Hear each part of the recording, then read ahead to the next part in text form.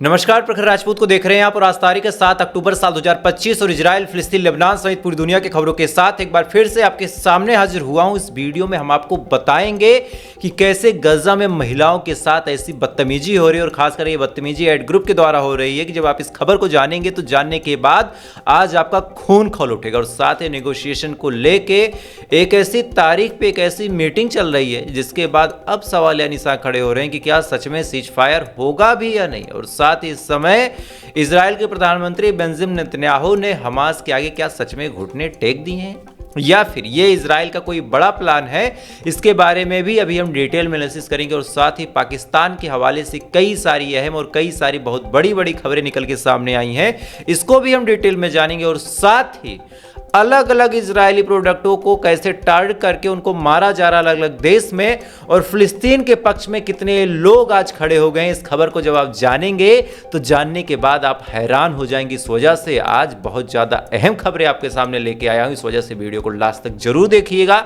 Channel पर नए हैं तो वीडियो को लाइक करके चैनल सब्सक्राइब करके अपना प्यार जरूर दे दीजिएगा। और साथ ही इजराइल और फिलिस्तीन की इस जंग में आप किसके साथ खड़े हैं, इजराइल के साथ खड़े हैं या फिर फिलिस्तीन के साथ खड़े हैं, एक बार कमेंट करके जरूर बता दीजिएगा। क्योंकि जब आप कमेंट करते हैं और आपकी उंगलियां ऐसे टाइप करती हैं तो उंगलियां सिर्फ टाइप नहीं करती, दुआओं का भी काम करती हैं। तो अगर आप चाहें तो फिलिस्तीन के हक में दुआ कर सकते हैं। तब तक एक एक करके मैं आपको खबरें बताता हूं। और आज कोई क्रम में खबरें नहीं बताऊंगा क्योंकि आज कोई अलग अलग खबरें हैं ही नहीं, एक ही खबर है। और उस खबर को जब आप सही से समझेंगे तब आपको लग जाएगा कि क्या क्या मिडिल ईस्ट में चल रहा है। देखिए, सबसे पहली चीज आप ये जानिए कि इजिप्ट में बातचीत चालू है।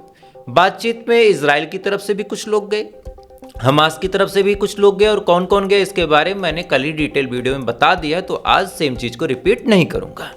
अब जाने के बाद आप एक चीज ध्यान दीजिए कि आज तारीख क्या है। आज की जो तारीख है, ये तारीख ऐसी तारीख है कि जिसने सारी चीजों को बर्बाद करके रख दिया, और इस तारीख का नाम है 7 अक्टूबर। आपको कुछ याद आया? इसी 7 अक्टूबर साल 2023 को अचानक से इस जंग की शुरुआत हुई थी, हमास द्वारा हमला किया गया था, और इसी के बाद ये जंग अभी तक चल रही है। और अब आप एक चीज सोचिए कि सेम 7 तारीख को बातचीत हो रही, सेम 7 तारीख को कुछ फैसले लिए जाने, और इसी 7 तारीख को लेके कहीं ना कहीं इजराइल एक प्लस पॉइंट भी पा सकता है। कैसे, वो आपको समझाता हूं। देखिए, आपके घर का ऊपर वाला ना करे, लेकिन एक सच ये है कि हर आदमी के घर का कोई ना कोई कभी ना कभी मरता है। आप उस आदमी को 1-2 साल में भूल सकते हैं, आपके जहन से चीज़ें उतर जाएंगी, आप नॉर्मल ज़िंदगी जिएंगे, आप बाजार जाएंगे, अपने कामों में बिजी हो जाएंगे। लेकिन जिस तारीख को आदमी आपकी ज़िंदगी से गया होगा, हर बार उस तारीख को आप याद उसको जरूर करेंगे और आपके जहन में वो तारीख गूंजती रहेगी। आप समझ रहे हैं क्या बोल रहा हूँ?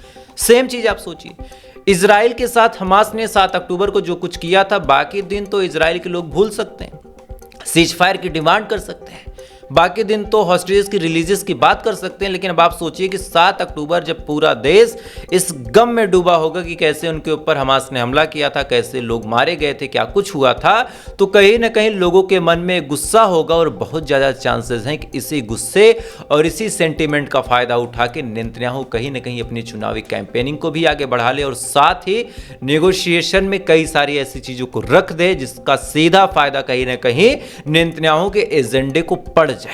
क्योंकि 7 तारीख एक ऐसी तारीख है 7 अक्टूबर की, जिसमें इजराइल के जो लोग हैं वो दिमाग से नहीं दिल से सोचेंगे। वो भड़काएगा कि अरे तुम समझौता करने की बात करते हो, तुम्हारे लोगों को 7 अक्टूबर को कैसे मारा गया था, तुम भूल गए। ये तमाम चीजें जब बोली जाएंगी तो कहीं ना कहीं नाराजगी का फायदा किसको मिलेगा? इजराइल को मिलेगा। इधर नेतन्याहू का एक इंटरव्यू हुआ, इंटरव्यू में नेतन्याहू से पूछा गया कि आप क्या चाहते हैं। नेतन्याहू ने क्या कुछ कहा वो आप सुन लीजिए, फिर उसके बाद आपको डिटेल में हिंदी में मैं समझाता हूं। Well, we accepted the deal, as did all the world. It was President Trump's plan. Hamas says that it accepted the deal. Now the onus is on Hamas. This plan consists of 2 parts. The first part is releasing all the hostages. Israel makes a tactical withdrawal, stays in Gaza. And then the second part is meant to demilitarize Gaza and disarm Hamas. That will be negotiated. But the first part is there. It's agreed upon. And that could be indeed the beginning of the end of the war. And as I said, since we accepted it, we have to see what Hamas will do. If Hamas will accept it, I think it's a very good sign. If Hamas doesn't accept it, and it's a possibility that we always take into mind, then Israel will receive, as President Trump says, the full support of the United States to forcefully act against it, to bring about an end to the war. I prefer, obviously, that we proceed with the plan as presented, but time will tell, and it won't take very long. In a few days, we'll know if Hamas agrees to the release of all our hostages. We can move forward. That is complete phase one of the deal. That's what we're trying to do right now. Prime Minister, just to follow up, so what happens if Hamas does not release the hostages? What will Israel do? How Israel will change its stance and the strategy? Well, you have to realize that the reason Hamas agreed in the first place to this deal is because we acted militarily against their main stronghold. इस video में आप देख सकते हैं कि Netanyahu ने साफ तौर पे कहा कि सीज फायर की जो बात है वो 2 फेज में होगी और पहला फेज जो होगा इसमें साफ तौर पे नेतन्याहू ने यह कह दिया है कि सबसे पहले बंधकों को रिलीज किया जाएगा, उसी के बाद कोई बातचीत होगी, अदरवाइज कोई भी बातचीत नहीं होगी। एक चीज ये क्लियर कर दी नेतन्याहू ने। दूसरी चीज जो नेतन्याहू ने बोली वो बड़ी साफ तौर पे बोली कि एक मामले में हम नेगोशिएशन कर सकते हैं। वो मामला क्या है? हमास हथियार छोड़ेगा या फिर हमास अपने पास हथियार रखेगा। मतलब पहले तो इनकी जिद थी कि हमास हथियार छोड़े, हमास गजा छोड़ के बाहर जाए, तभी जंग रुकेगी, अदरवाइज जंग नहीं रुकेगी। लेकिन आज नेतन्याहू ने अलग ही बात बोल दी। नेतन्याहू का कहना है कि भाई बंधकों को पहले छोड़ दो, उसके बाद जो हथियारों का मामला उस पर हम नेगोशिएशन करने की कोशिश करेंगे, उस पर हम बातचीत करने की कोशिश करेंगे। अब ये बात नेतन्याहू ने जब बोली तब मेरे दिमाग में एक बात आई कि क्या नेतन्याहू सच में इतना अच्छा है कि वो हमास को मौका देगा, या फिर ये नेतन्याहू की कोई चाल हो सकती है। लेकिन फिर दिमाग में आई एक बात कि 40 में क्या होगी? अगर हमास के पास हथियार है तो फिर नेतन्याहू या फिर इजराइल के लिए तो खतरा बना हुआ है। तो कहीं ऐसा तो नहीं कि रेजिस्टेंस फोर्सेज ने कुछ ऐसी चाल चली है और ऐसा दिमाग लगाया है कि अब इजराइल के प्रधानमंत्री बेंजामिन नेतन्याहू को लग गया है कि देखो इनसे जीतना तो अब संभव नहीं है, इनको हराते हराते मारते मारते हम खुद घुटनों पे आ गए, लेकिन ये टूटने वाले लोग नहीं है। तो इस वजह से एक काम करो, अपने बंधकों को यार आज़ाद करवा लो, उसके बाद हाथ मिला के गले मिल के अपने अपने काम में बिजी हो जाओ। चूंकि इनसे लड़ते रहोगे तो ताउम्र लड़ते रहेंगे, इनके पास तो और कोई काम है नहीं और मैं महज 5 साल का हूँ। तो इस वजह से नेतन्याहू क्या घुटनों पे आ गया या फिर इजराइल के प्रधानमंत्री नेतन्याहू की कोई चाल है, ये आने वाले चंद दिनों में पता चल जाएगी। लेकिन बेंजामिन नेतन्याहू ने साफ तौर पे कहा कि 2 फेज में डील होगी। सबसे पहले बंधकों को आज़ाद किया जाएगा और दूसरी तरफ जो बातचीत और निगोशिएशन होना है वो हथियारों को छोड़ने पे होना है। उस पे हमास का जैसा रिस्पांस होगा इजराइल वैसे ही काम करेगा। तो ये अपने आप में बहुत बड़ी बात है। खैर, इधर एक पॉजिटिव हिंट भले ही नेतन्याहू ने दिया हो, लेकिन दूसरी तरफ ग्रेटा थनबर्ग और उनके साथ के लोगों के साथ इजराइल ने जो कुछ किया है उसको लेके चर्चाओं के बाजार गर्म है और साथ ही लोगों के अंदर गुस्सा भी है। हुआ क्या? दरअसल इजराइल ने सबसे पहले ग्रेटा थनबर्ग और उनके साथ 137 लोगों को पकड़ा। पकड़ने के बाद ग्रेटा थनबर्ग को बालों से खींचा, लड़की थी, इधर उधर टच किया, साथ ही मारा पीटा, जलील किया, थूक के चटवाया। इतना करने के बाद उनको फेंक दिया और कहा कि जाओ। ये जब अपने देश पहुंचती हैं और पहुंचने के बाद जब इन्होंने पूरी घटना का विवरण लोगों के सामने रखा, तब लोगों के मन में आक्रोश हुआ कि भाई ये कौन सा तरीका था, एक महिला के साथ इस कदर बदसलूकी। इसके बाद पूरी दुनिया में इस कदर नाराजगी है कि आप स्पेन में एक वीडियो आपको दिखाऊंगा कि देखिए कि स्पेन में कैसे इजराइल के फैक्ट्रीज को, इजराइल की जितनी कंपनीज वहां पे ऑपरेटेड हैं या फिर वो कंपनी जो इजराइल के साथ व्यापार करती हैं, उन कंपनीज में कैसे पत्थर फेंके जा रहे हैं और कैसे पुलिस रोकने की कोशिश कर रही है। ये वीडियो स्पेन से निकल के सामने आया, आप स्पेन का वीडियो देखिए।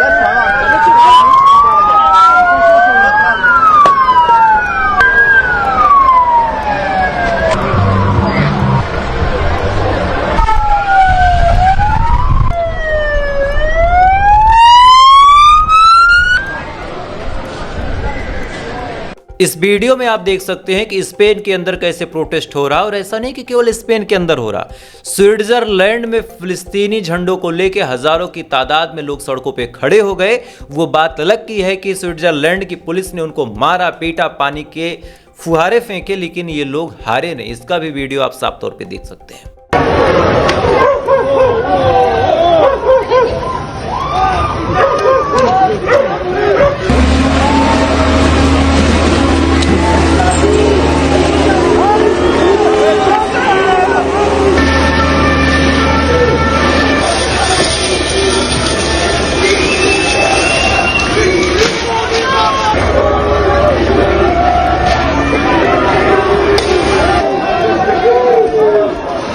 इन दोनों ही वीडियो में आप देख सकते हैं कि किस हिसाब से लोग फिलिस्तीन की हक में आवाज उठा रहे हैं। और जब से फ्लोटीला का मामला निकल के सामने आया, इसी के बाद लोग आज जल उठे हैं इजराइल की हरकतों के बाद, और लोगों ने हाथों में हथियार तो नहीं उठाया, लेकिन अमन और शांति के लिए फिलिस्तीन का झंडा जरूर उठा लिया। खैर, एक अपडेट थी, मुझे लगा आपसे शेयर करनी चाहिए। अब आपको कुछ आगे की खबरें बताता हूँ। एक अजीब और गरीब खबर निकल के सामने आई गजा से। शुरुआत में मुझे लगा कि ये खबर मैं आपको ना बताऊं, लेकिन बताना मजबूरी है, क्योंकि गजा में एक लड़की 15-16 साल की, एक महिला 30-35 साल की, उनका क्या दर्द है वो आप जानिए। दरअसल गजा के पास खाने पीने को कुछ नहीं, ये हम सभी जानते हैं। एक माँ जिसके कोख में एक बच्चा हो, जिसकी गोद में एक बच्चा हो, जिसके घर में एक बच्ची हो, उसके जहन में बस एक ख्याल आता है कि अगर मेरे शौहर नहीं है तो मैं खाना कैसे खिलाऊंगी। मजबूर थी, एड ग्रुप के पास गई, मदद के लिए गुहार लगाया। एड ग्रुप में एक आदमी था, उसने कहा कि ठीक है हम मदद करेंगे। इसने कहा देखो मैं भीख नहीं मांगूंगी, खैरात नहीं लूंगी, सम्मानित स्वाभिमानी हूँ, इज्जत है मेरे अंदर, खुददारी है। एक काम करो, मुझे बस कहीं नौकरी दे दो, नौकरी दोगे मैं अपनी मेहनत का कमाऊंगी, उससे अपने बच्चों को खिलाऊंगी। आप खुददारी देखिए। इसके बाद क्या हुआ वो आप सुनिए। इसके बाद उस महिला से वो आदमी कहता है कि ठीक है फला जगह आ जाओ, मैं तुम्हें नौकरी दूंगा, तुम्हें काम भी दूंगा। इसके बाद वो महिला सोचती है कि चलो काम मिल गया, कोई दिक्कत नहीं है।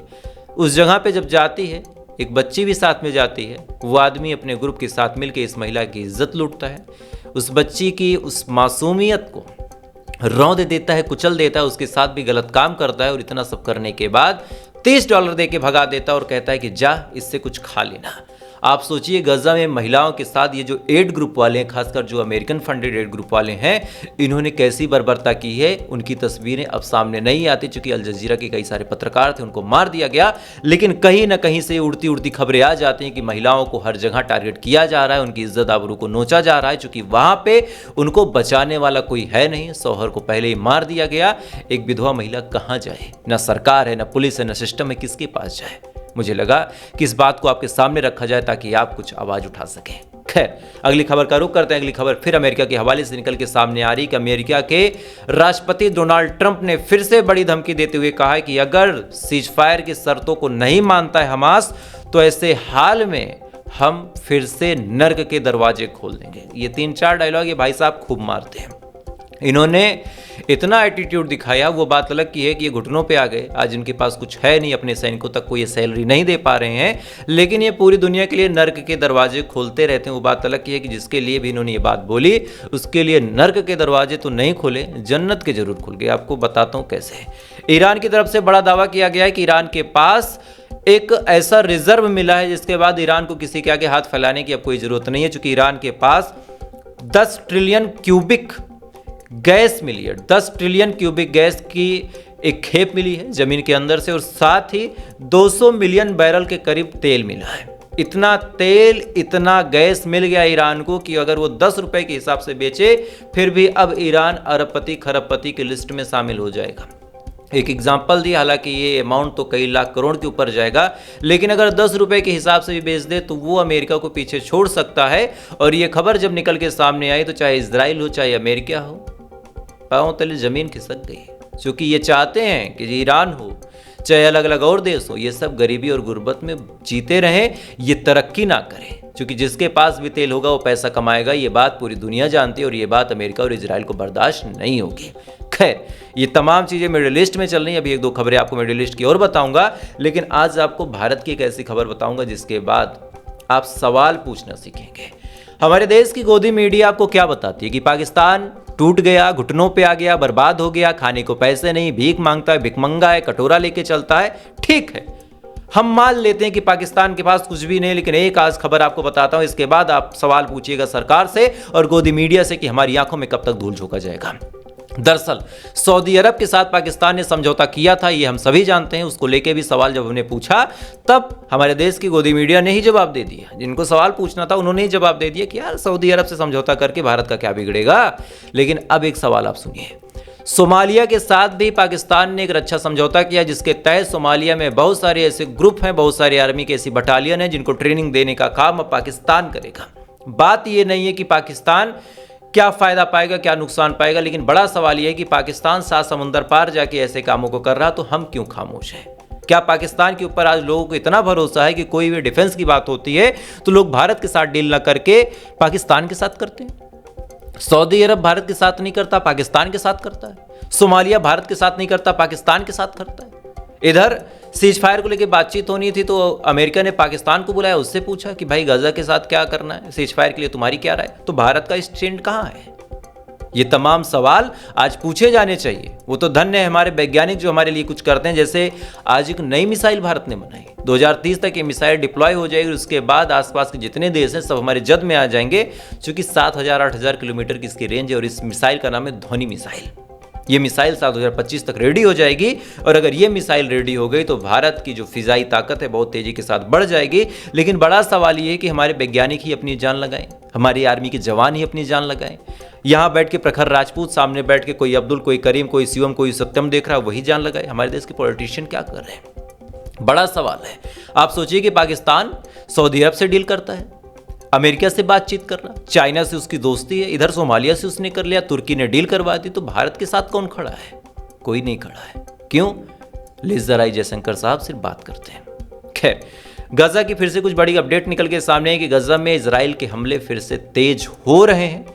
7 अक्टूबर की ये जो तारीख है, इसको लेके इजराइल के अंदर भी सिक्योरिटी के चकाचौंध इंतजाम किए गए हैं, चूंकि अब सबको डाउट है कि 7 अक्टूबर को दंगा या फिर हिंसा भी भड़काई जा सकती है। चूंकि जिस हिसाब से काम हुआ है 7 अक्टूबर को, आप याद रखिए ये 7 अक्टूबर जो बार बार मैं आपके सामने बोल रहा हूं, मैं भी जब तक आप वीडियो देखें कोई बड़ा कांड हो गया हो। चूंकि इस समय इजराइल के जो लोग हैं वो जोश में है और उस जोश का फायदा उठाने का काम इजराइल की सरकार करेगी जरूर। खैर, इधर गजा में भी लगातार हमले तेज हैं, कभी 50, कभी 100 और अभी तो अपडेट निकल के सामने आई, हालांकि वेरीफाई नहीं हो पाया, इस वजह से मैंने खबर नहीं बताई कि आज लेबनान के ऊपर भी बड़ा हमला हुआ है। तो इस हमले में लेबनान को भी शायद कोई नुकसान पहुंचा है। और इधर सीरिया के साथ भी फिर से दुश्मनी का एंगल चालू हो सकता है, चूंकि बड़ा इल्जाम लगाया है इजराइल ने कि सीरिया की तरफ से भाई हथियार सप्लाई हो रहे हैं। हालांकि जो हथियार सप्लाई हुई मैंने देखा उसमें 4 पिस्टल थी। तो फिर क्या मतलब, अगर इजराइल में हथियार लीगल है, हर कोई लेके चल रहा है, तो 4 पिस्टल लेके उसका स्मगल कराने का कोई सेंस नहीं बनता। बहरहाल अब खबरें हैं तो मुझे लगा कि आपको बताना चाहिए। खैर, तो फिलहाल ये थी पूरी खबर और इन खबरों के बारे में आपकी क्या राय है कमेंट जरूर कीजिएगा और साथ ही मेरे द्वारा बताई गई खबरें आपको कैसी लगती हैं ये बात आप आज मुझे बता दीजिए। क्योंकि कई बार जोश में जब मैं खबरें पढ़ता हूँ और सीक्वेंस देखता हूँ तो बहुत सारे ऐसे लोग हैं जो मेरे भी धर्म के हैं, इस्लाम धर्म को भी मानने वाले हैं, तो वो डरते थोड़ा सा हैं कि यार कहीं मैं कुछ बोल दूं बुरा न लग जाए, कहीं मैं पाकिस्तान की खबरें बताऊं किसी मुसलमान भाई को बुरा न लग जाए। भाई क्यों बुरा लगेगा, खबर तो खबर है। क्या इस्लाम को मानने वाले 1000 लोग एकदम सही हैं? क्या हिंदुत्व को मानने वाले सारे लोग सही हैं? नहीं, इधर भी गलत उधर भी गलत, हर जगह भड़वे भरे पड़े। तो ये चीज़ें तो हर जगह आदमी को समझदारी के साथ देखना पड़ेगा कि भाई अपनी गलती है मानो, अपने कौम की गलती उसको मानो, उसको सुधारो। खैर, अगर आपको कुछ सही लगता हो तो कमेंट करके सपोर्ट कर सकते हैं, कुछ गलत लगा हो तो आप बताएं, उसको देखा जाएगा। बाकी थोड़ी देर बाद आपसे फिर मुलाकात होगी इजराइल, फिलिस्तीन, लेबनान सहित पूरी दुनिया की खबरों के साथ। तब तक आप अच्छे रहिए, खुश रहिए, अपना ख्याल रखिए, अपने देश का ख्याल रखिए। जय हिंद, ऊपर वाला आपकी हिफाजत करे।